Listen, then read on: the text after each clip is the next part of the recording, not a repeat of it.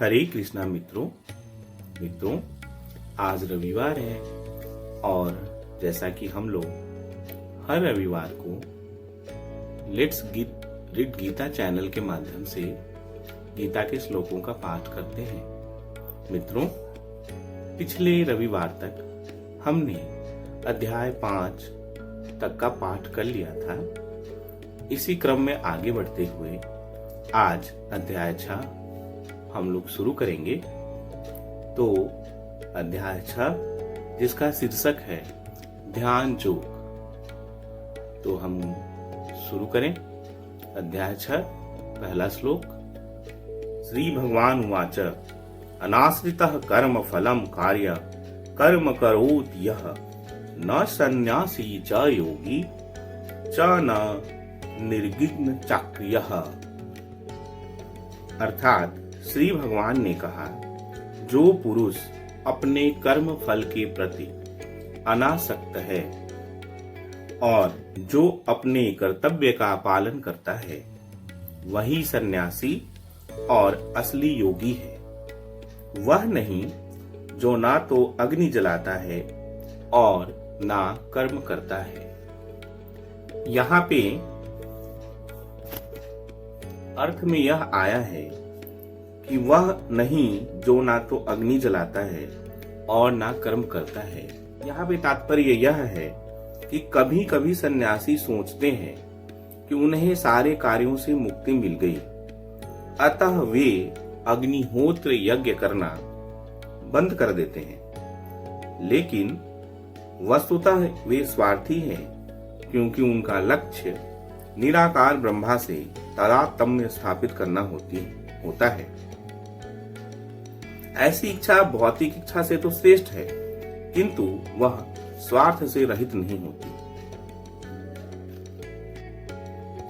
Young संन्यासमिति प्राहुर्योगतम विद्धि पांडव न वा सन्न्यस्त संकल्पो योगी भौति कश्चन।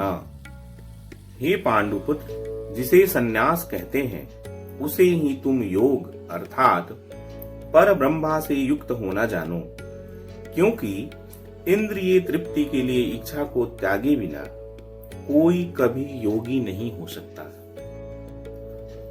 आरुरक्षो मुरयेन योगम कर्म कारणमुच्यते योगारूढ़स्य तस्यैव समः कारणमुच्यते।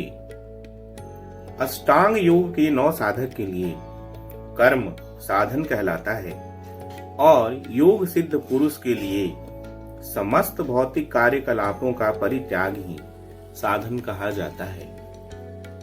यदा ही नैन्द्रियार्थेषु न कर्म स्वनुसंजते सर्व संकल्प सन्यासी योगारूढ़स्तद्दो उच्यते। जब कोई पुरुष समस्त भौतिक इच्छाओं का त्याग करके ना तो इंद्रिय तृप्ति के लिए कार्य करता है और न सकाम कर्मों में प्रवृत्त होता है, तो वह योगारूढ़ कहलाता है। तात्पर्य यह है कि जब मनुष्य भगवान की दिव्य प्रेमा भक्ति में पूरी तरह लगा रहता है, तो वह अपने आप में प्रसन्न रहने लगता है और इस तरह वह इंद्रिय तृप्ति या सकाम कर्म में प्रवृत्त नहीं होता है। अन्यथा इंद्रिय तृप्ति में तो लगना ही पड़ता है, क्योंकि कर्म किए बिना कोई रह नहीं सकता। उद्धरेदात्मता नात्मानम नात्मानम वसादयेत आत्मैव ह्वात्मनो बंधुरात्मैव रिपुरात्मनः। मनुष्य को चाहिए कि अपने मन की सहायता से अपना उद्धार करे और अपने को नीचे ना गिरने दे। यह मन बद्ध जीव का मित्र भी है और शत्रु भी। प्रसंग के अनुसार आत्मा शब्द का अर्थ शरीर, मन तथा आत्मा होता है। योग पद्धति में मन तथा आत्मा का विशेष महत्व है।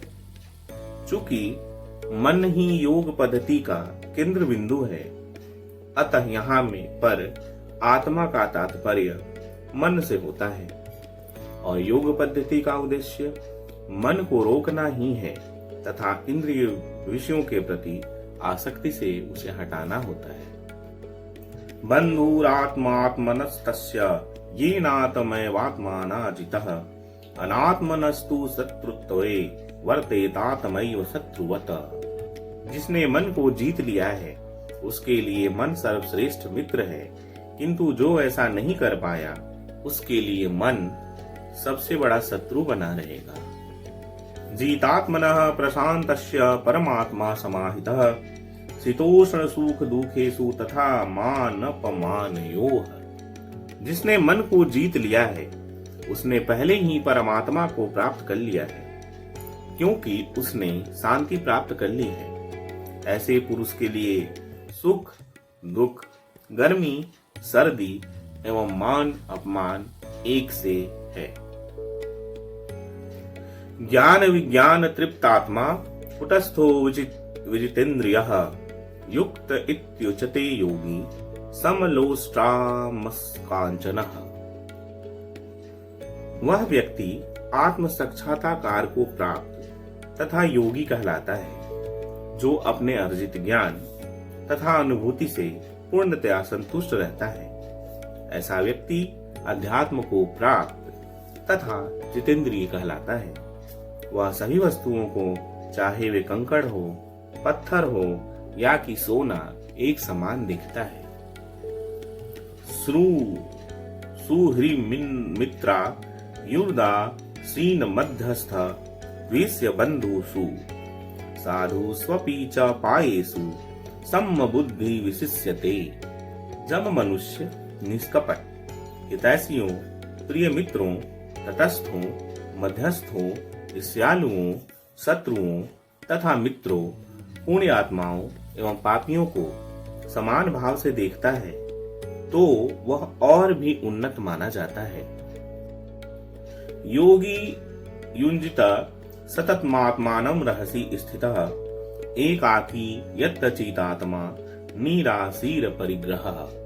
योगी को चाहिए कि वह सदैव अपने शरीर, मन तथा आत्मा को परमेश्वर में लगाए, एकांत स्थान में रहे और बड़ी सावधानी के साथ अपने मन को वश में करे। उसे समस्त आकांक्षाओं तथा संग्रह भाव की इच्छाओं से मुक्त होना चाहिए। शुचौ देशे प्रतिष्ठाप्य स्थिरमानसमात्मनः नातु इच्छितं नाति निजं चैलाजीन कुशोतरम् तत्रैकाग्रं मनः कृत्वा यत्चितेन्द्रियगृहः उपविश्यासने युञ्जया उद्योग आत्मविशुद्धये। योगाभ्यास के लिए योगी एकांत स्थान में जाकर भूमि पर कुशा बिछा दें और फिर उसे मृगछाला से ढकें तथा ऊपर से मुलायम वस्त्र बिछा दें। आसन ना तो बहुत ऊंचा हो ना बहुत नीचा, वह पवित्र स्थान में स्थित हो। योगी को चाहिए कि इस पर दृढ़तापूर्वक बैठ जाए और मन, इंद्रियों तथा कर्मों को वश में करते हुए मन को एक बिंदु पर स्थिर करके हृदय को शुद्ध करने के लिए योगाभ्यास करें।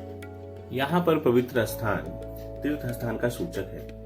भारत में योगी तथा भक्त अपना घर त्याग कर प्रयाग, मथुरा, वृंदावन, ऋषिकेश तथा हरिद्वार जैसे पवित्र स्थानों में वास करते हैं और एकांत स्थान में योगाभ्यास करते हैं, जहाँ पर यमुना तथा गंगा जैसी नदियां प्रवाहित होती हैं।